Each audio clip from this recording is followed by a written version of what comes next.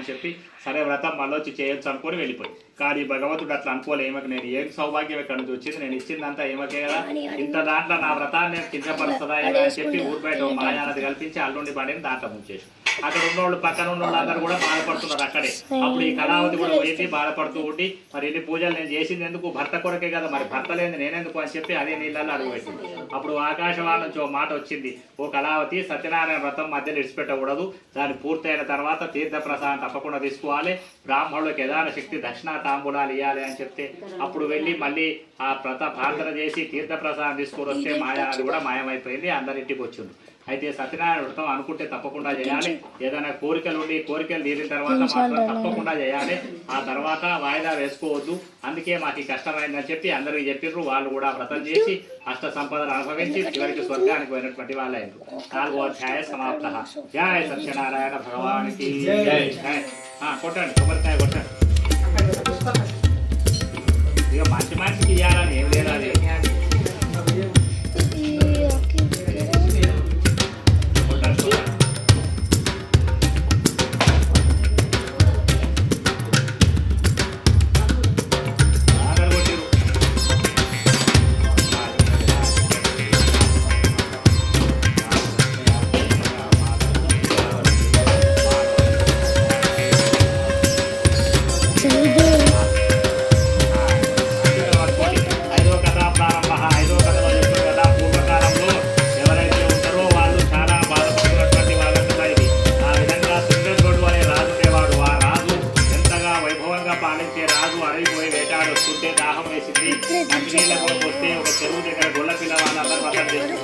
ఈ రాజు విశ్వవర్తలు వాళ్ళు ఆనందపడ్డారు. ఎందుకంటే రాజు ఎవరి దగ్గర కప్పాడు కనుక రాజు చూడాలని ఎంతో కష్టంగా బాధపడుతుంది.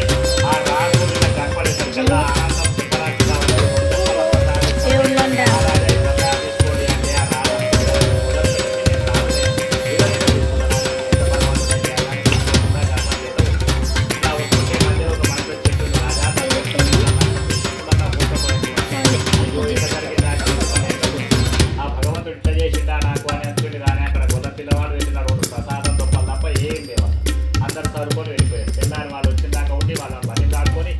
వ్రతం చేయమని అన్ని ఇతనే సమకూర్చి దగ్గర కూర్చొని వ్రతం చేసిండు. ఆ తర్వాత రాజ్యానికి వస్తే రాజ్యం అంతా క్షేమంగా ఉంది, పుట్టులు మంచిగానే ఉండవు, ఇక్కడ ఏం జరగలేదు. అదంతా భగవంతుడి నిమిత్తము, ఇదంతా భగవంతుడి దయ. సత్యనారాయణ వ్రతం ఎవరైనా చేయవచ్చు, ఎవరికైనా ప్రసాదం చేయవచ్చు, ఎప్పుడైనా చేయవచ్చు, ఎవరైనా చేయవచ్చు, కేవలం దీపావళి నవరాలు తప్ప ఎక్కడైనా చేయవచ్చు అని చెప్పి అతను చెప్పినటువంటి వాళ్ళే. ఈ దేవాకాండి 5వ కథ. జయ సత్యనారాయణ స్వామి జయ.